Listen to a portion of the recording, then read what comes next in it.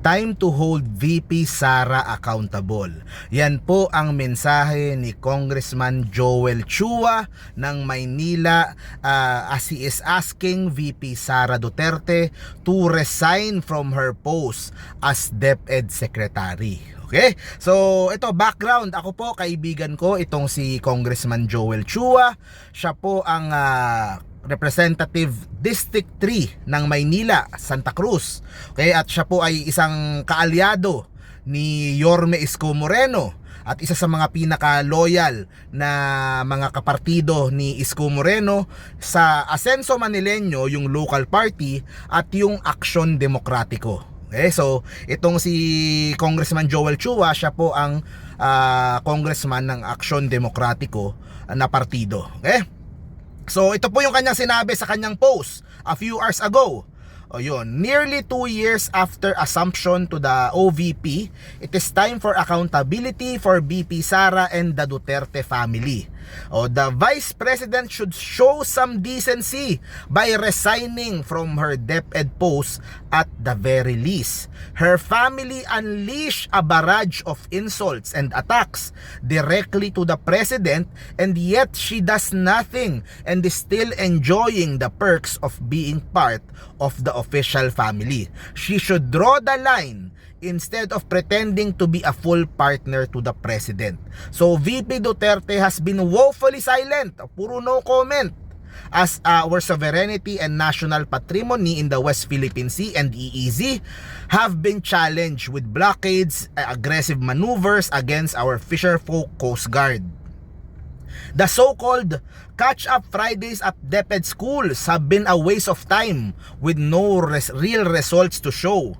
Learning deficits from the pandemic are worsened by the continuing resort to module and online classes which were ineffective during the pandemic and are still ineffective now. Of course, itong si Congressman Joel, nakikita niya yung pong mga ginagawa sa mga eskwelahan sa Maynila, nakakausap niya yung mga nanay, yung mga teacher, nakikita niya yung kakulangan na coming from the DepEd. Alam nyo sa Maynila, ang gaganda ng mga school buildings na pinapagawa. 3 na yung na-inaugurate.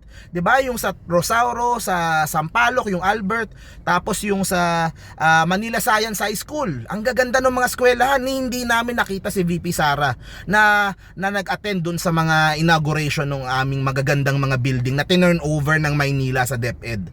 Talagang nakukulangan talaga at hindi ko makita kung kulang yung pinapakitang effort ni VP Sara na i-solve yung mga problema sa edukasyon sa bansa.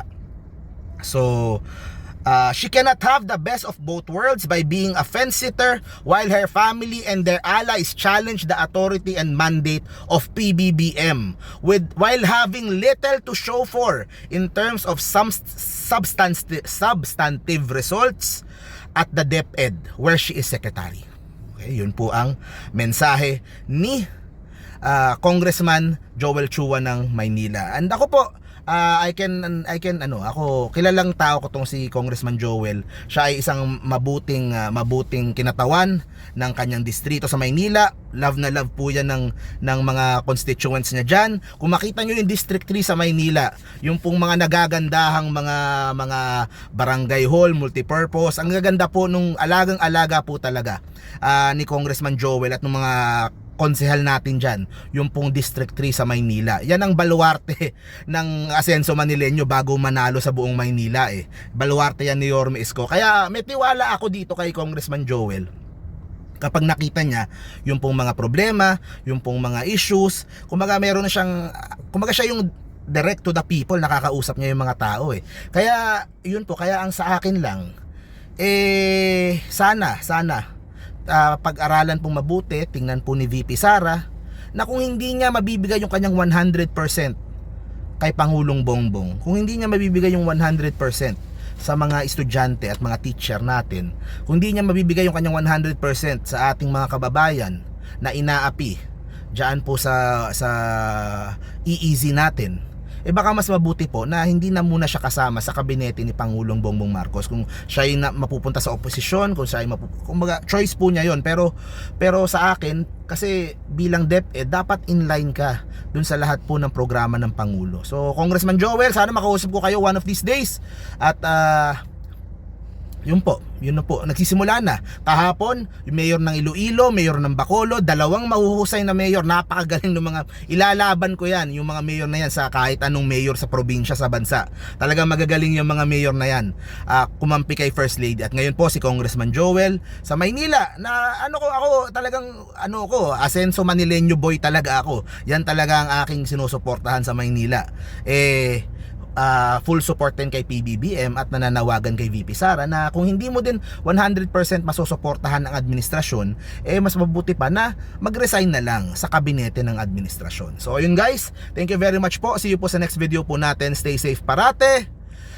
Palakasin natin ang Pilipinas. Tandaan nyo po, dito sa Philippines, the Filipino should always come first. Bye-bye.